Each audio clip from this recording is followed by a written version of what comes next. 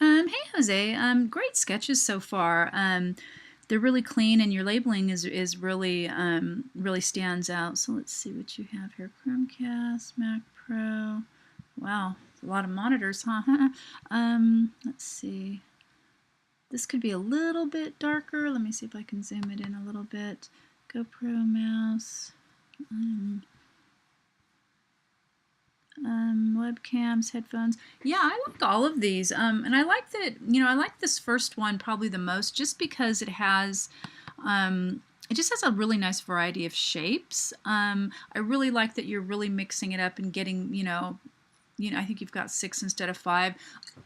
I always suggest students to get more objects because it really kind of helps if you have more to begin with.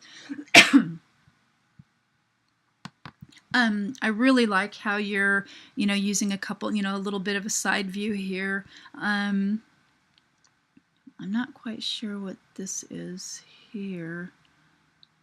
Huh. It looks like that expensive Mac Pro. Oh yeah, Mac Pro, which is such an interesting, weird shape. This one's kind of cool too, though. I just think it's a little bit.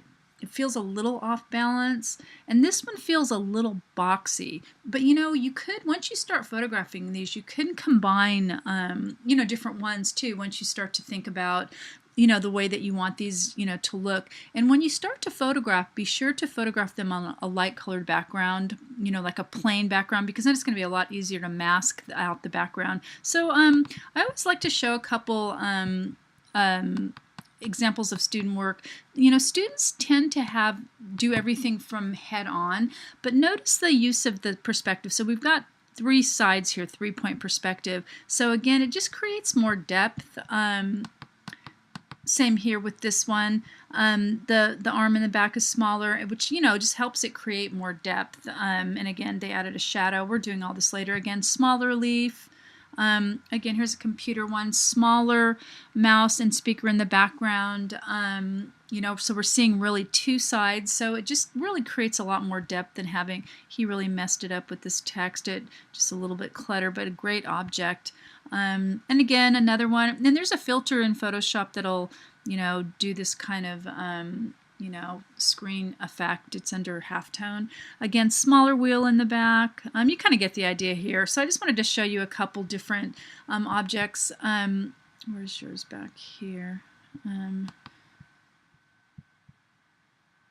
I really like how you're already thinking in terms of pixels here. So that's really cool.